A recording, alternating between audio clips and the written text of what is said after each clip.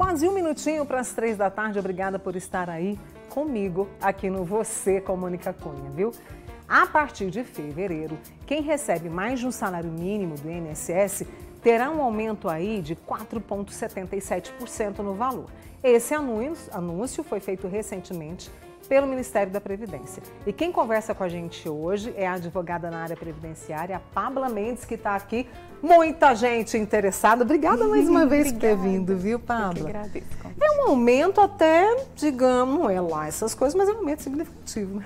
Então, Mônica, 4,77% são os benefícios acima de um salário mínimo, que foi o INPC acumulado do ano de 2024, né? Tá.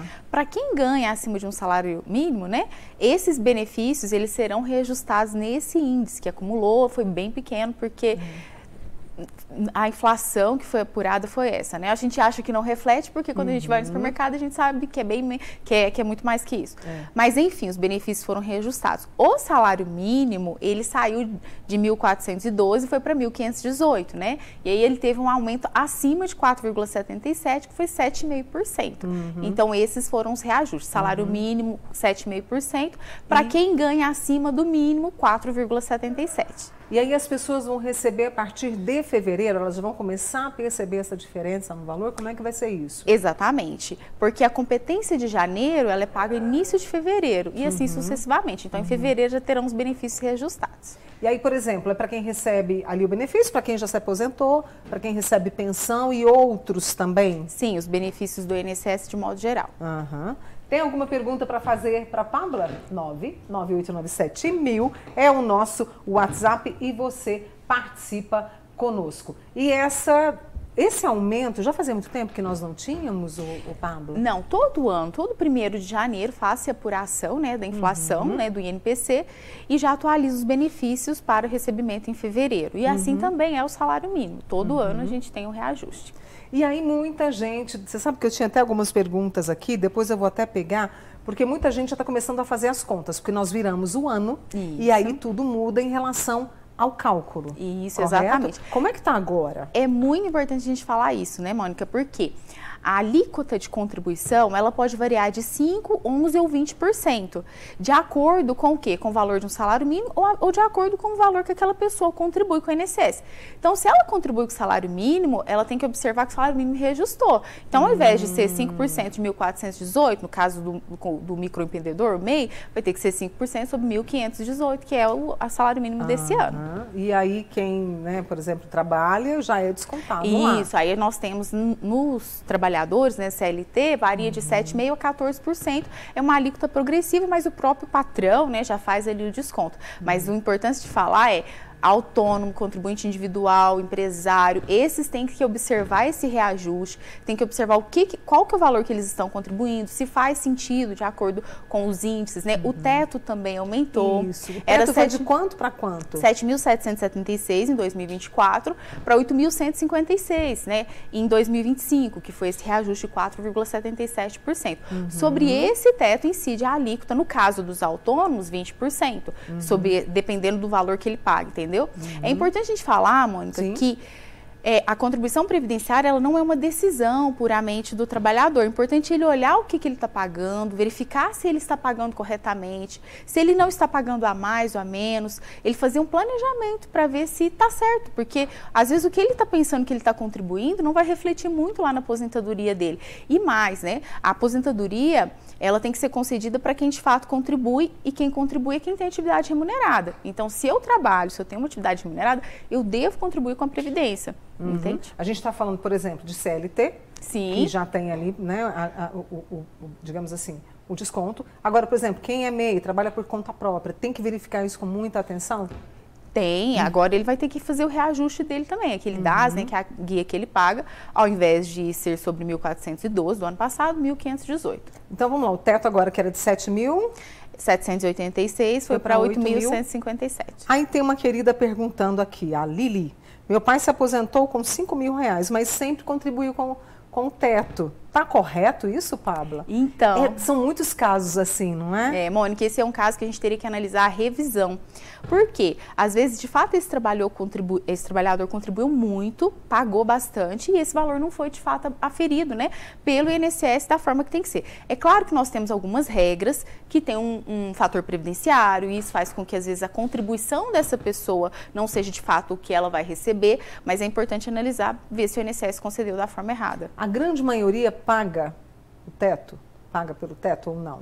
Não, a gente precisa olhar isso porque com a reforma da Previdência, né, o segurado ele foi desestimulado a contribuir, né? Nós temos aí muitos mitos que a aposentadoria deixou de existir, que não tem mais como aposentar, que a Previdência está falida. Isso não é verdade. Isso é um desfavor, né, para nós que temos que entender que o sistema previdenciário ele depende de toda a coletividade, mas você não pode contribuir da forma que você entende, né? Então, eu sou o trabalhador, CLT, beleza, o empregador já vai lá e faz a contribuição. Mas se eu sou autônomo, se eu sou empresário, se eu sou microempreendedor, aí você tem que olhar a sua alíquota e ver se faz sentido para você o que você está pagando. Primeiro, se está correto, né? Frente à Receita Federal, frente ao INSS e o quanto isso vai influenciar na sua aposentadoria. E aí, para quem tem dúvida, claro que a gente está tirando aqui as dúvidas, mais uma vez eu reforço que você tem essa ponte aqui junto à Pabla, 99897.000, pode mandar.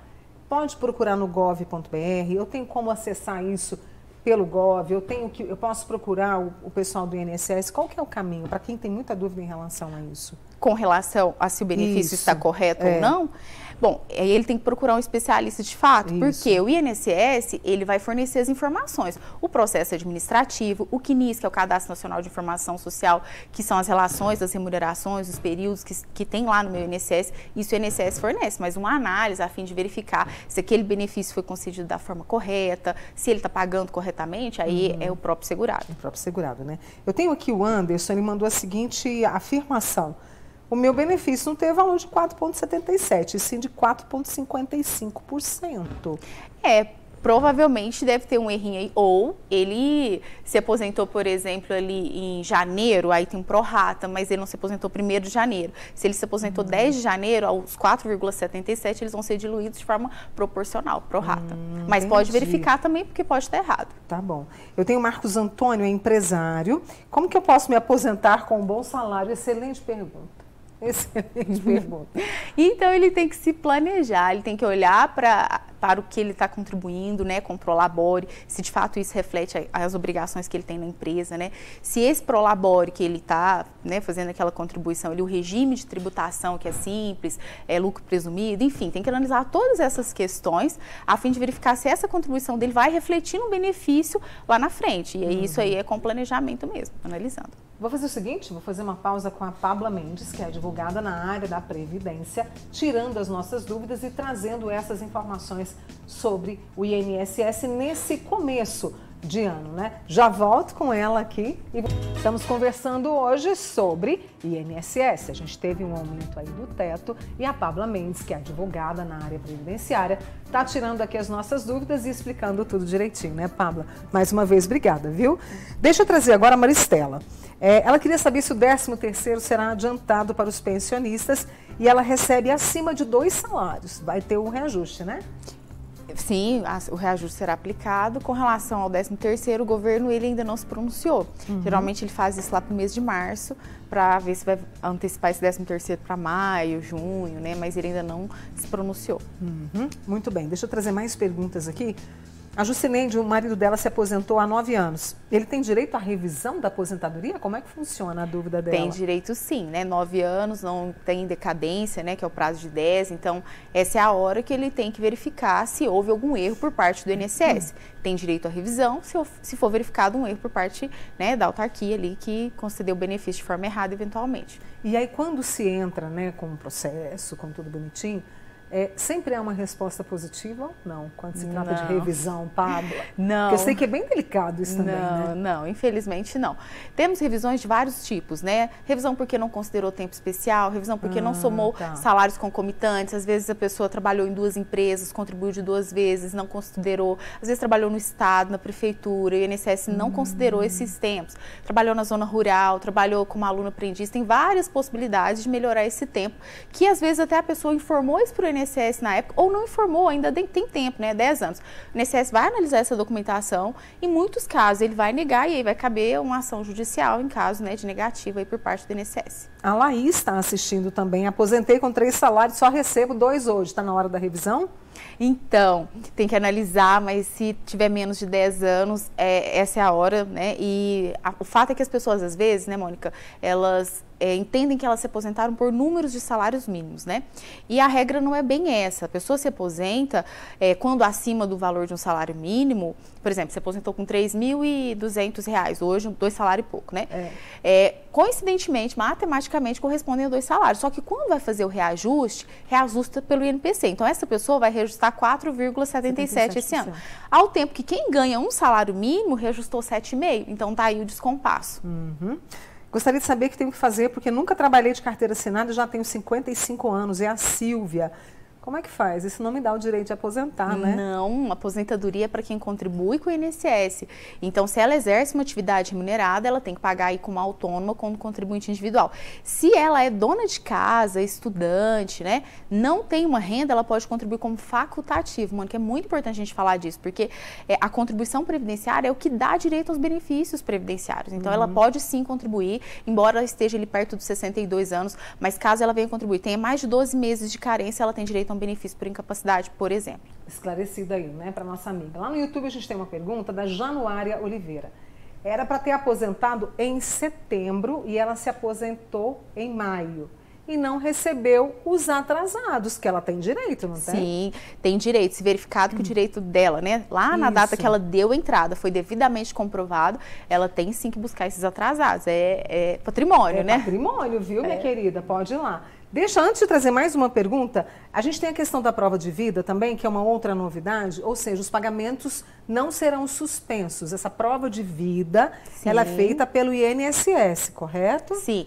O presidente do INSS na semana passada informou, né, deixou claro que cabe ao INSS fazer essa comprovação por meio de cruzamento de dados. Então, se essa pessoa, ela está fazendo o levantamento do benefício dela, né, no banco, ela tem ali um saque por biometria, ela entra no site do INSS, no aplicativo, faz a validação lá, ela não precisa fazer prova de vida e ela não vai ter o benefício suspenso. Mais uma vez esclarecido. Sebastião de Uberlândia. Eu trabalhava em uma empresa, sofreu um acidente de trabalho, está afastado desde maio do ano passado. O salário dele era de R$ 2.935. Só está recebendo um salário do INSS. É assim mesmo? Infelizmente hoje, quando a gente faz o cálculo do benefício, né, por incapacidade, né? Ele falou que é incapacidade, né? Faz-se a média das últimas 12 contribuições e a média de julho de 94 até a última contribuição antes do afastamento.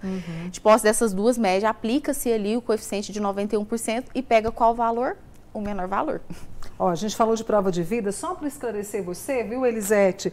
Quem faz aniversário em maio tem que fazer prova de vida? Não precisa. Só você tá atenta ali no seu confere lá no meu INSS, né? Vai lá no aplicativo, verifica direitinho, mas a princípio tá tudo certo. Tá tudo certo.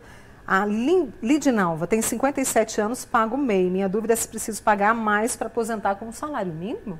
Então, o MEI ele paga uma alíquota de 5% e isso dá para ele a aposentadoria por idade no valor de um salário mínimo. Nesse caso, é importante a gente analisar quanto tempo de contribuição ela tem antes do MEI, porque pode ser que seja interessante ela fazer o complemento de 5% para 20% para que ela se aposente por tempo de contribuição, que é aquela aposentadoria que não depende necessariamente de uma idade mínima, ela tem que ter, no caso da mulher, um mínimo de 30 anos, e a gente vai entrar naquelas regras de transição, que tem pedágio, né? Mas o MEI, sim, ele pode se aposentar sem ser por aposentadoria por idade, mas a gente tem que observar quanto tempo ele tem e se eventualmente ele tem direito a essa aposentadoria para fazer o complemento. Teria que analisar. Para encerrar, tem um amigo nosso, a Eliana, na verdade, é viúva, o processo vai fazer 4 anos que ela entrou para receber o pensão pós-morte até hoje. Então, tem que analisar em que pé que está esse processo, né? Porque, ao que parece, ela deve ter requerido benefício no INSS, deve ter negado, deve ter uma ação judicial, se não tiver, é o que tem que ser feito, né? Entrar com a ação judicial para discutir esse direito que provavelmente deve ser legítimo. Obrigada, viu, Pabla, mais uma vez, né? Ela que está sempre conosco aqui, esclarecendo mais sobre o INSS. Mais uma vez eu apresento Pabla Mendes, ela que é advogada na área previdenciária. Obrigada, viu? Eu que agradeço. Boa semana e tendo novidades, por favor, nos chame. Pode deixar, tá aqui.